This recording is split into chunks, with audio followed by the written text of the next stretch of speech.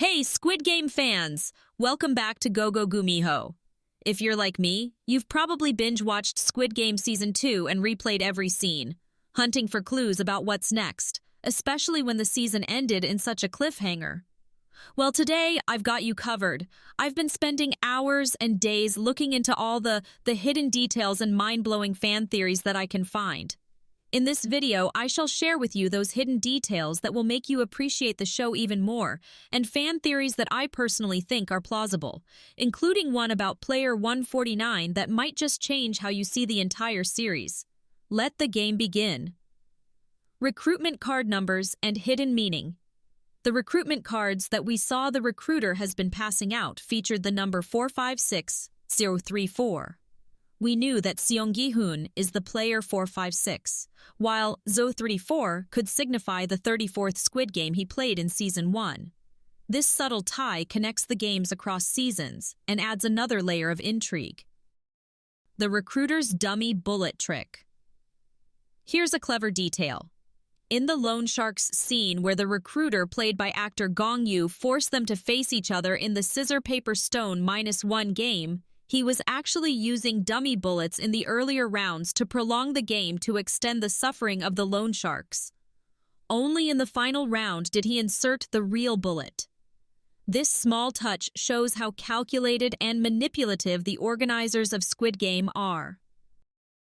The frontman's left-handed advantage. During the six-legged pentathlon, the frontman aka player Seo-hwan deliberately uses his right hand for the spinning top to sabotage his own team.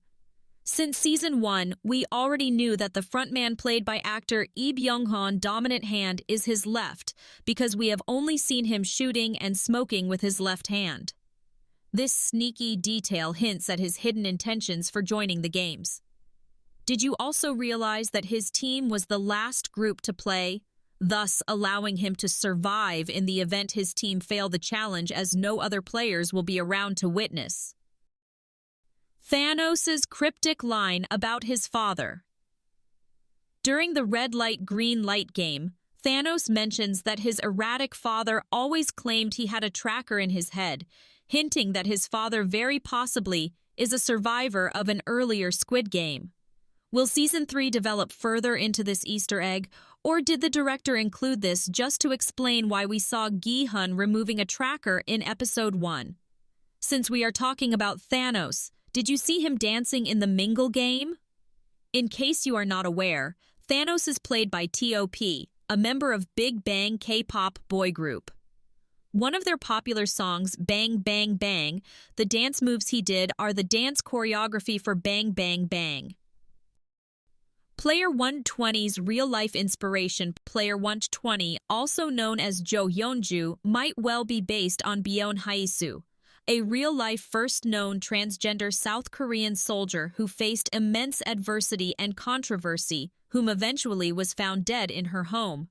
Player 120 is played by actor Sung-hoon, Ae-shim.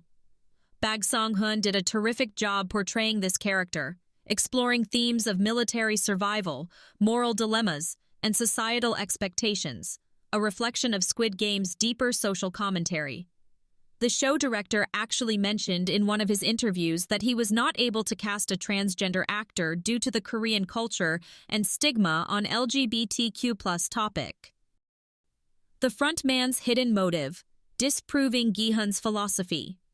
Since the earlier episodes, Gi-hun had been expressing his belief that no one should ever be disposable for the pleasure of others.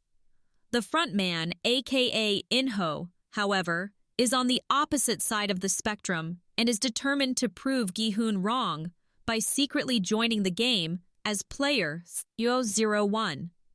His plan is not just to influence the games, but to ultimately prove his twisted life philosophy is correct to Gi-hun and to himself. In one of the tense moments when Gi-hun says he's willing to sacrifice a few players to ignite an uprising, Inho's slight smirk reveals his silent judgment, as if he's thinking, "See, you're no different from me." His role as the frontman isn't just about enforcing the games, it's about challenging Gi-hun's ideals in the harshest way possible. The frontman's evil plot in the Mingle game. Now, let's talk about one of the darkest moves by the frontman in Season 2, the Mingle Game. In the round of 2, Inho deliberately grabs Jung-bae to pair and dash into a room and fights fiercely to keep the room by killing another player. In the last episode, it explains exactly why he tried so hard. Because he wanted Gi-hun to experience the pain of losing a close friend again, just like he did with Sang-gu in Season 1. It's a calculated act of cruelty, designed not just to enforce the rules of the game, but to break Gi-hun emotionally. This scene shows just how manipulative and sadistic the frontman can be, using the games to target specific players on a deeply personal level. Now, let's shift gears and talk about the exciting fan theories going around the internet. Some of these are so plausible, they might as well be spoilers. If you don't want any potential spoilers for Season 3, close the window now. Still here? Good, let's go. Potential game in Season 3, Dong-geun. Did you watch the mid-credit scene? Did you notice the boy doll and those traffic lights on a railroad? Some Western fans thought it was about Jack and Jill carrying water pails up a hill, but we knew these games had to be commonly played in Korea or in Asia. Thus, this is likely a nod to Dong-daemun, also known as London Bridge. Players may have to pass under both dolls holding hands, and the player is eliminated when they are trapped inside the arms when music stops. Monkey bars inspired by Physical 100. Remember those drawings on the dormitory walls? One shows people hanging, which hints at a monkey bar-style game.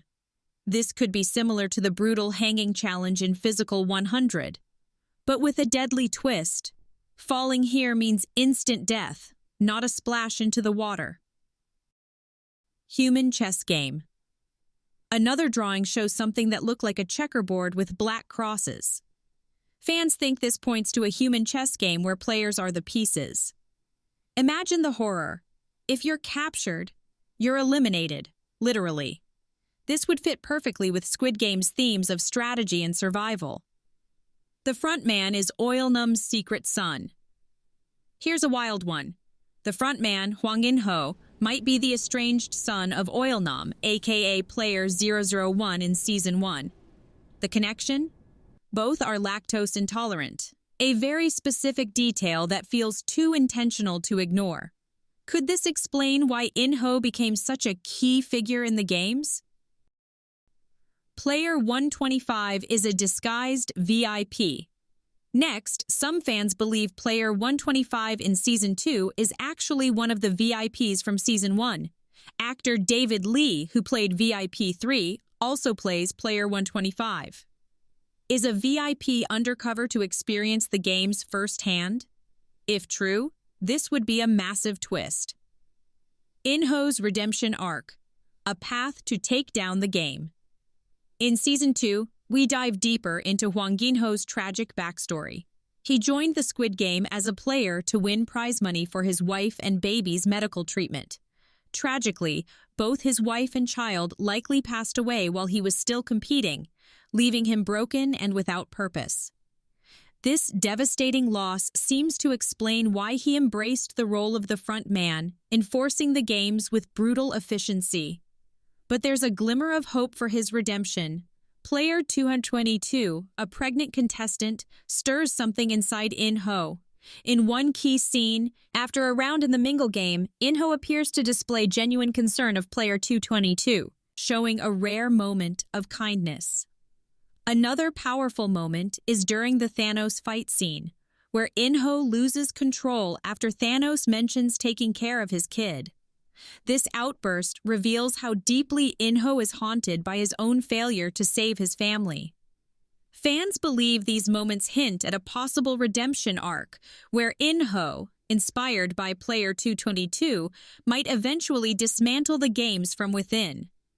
Could Season 3 see him rise as an unlikely hero?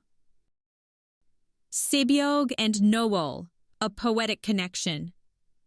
Here's a theory that's as beautiful as it is heartbreaking. Sebyog from Season 1 and No-eul from Season 2 might be sisters. Their names translate to dawn, Sebyug, and sunrise, No-eul, symbolizing a connection through light and renewal. Both characters also share a tragic backstory of family separation in North Korea and hire the same detective to search for their missing families. This shared detail is more than coincidence.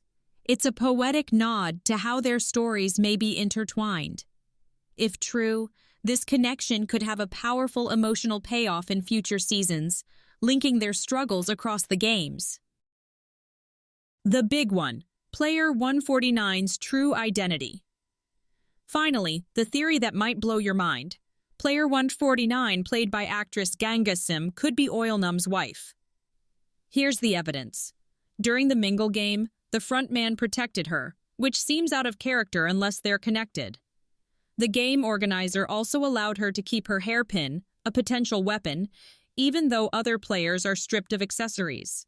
In Season 1, the frontman mentions that the host is waiting for the VIPs when he was answering a call. We now know Eul-nam was playing as Player 001, so he can't be the host. So could Player 149 have been the host he referred to? During Red Light, Green Light, Player 007, portrayed as her son, is spared despite moving during the chaos. Why was he spared when other players were shot for the smallest movement? If true, this twist could make Player 149 the ultimate antagonist in Season 3, orchestrating events from behind the scenes. Before we wrap up, here's a quick bonus fact for you. Did you know that the frontman character wasn't even fully developed during Season 1?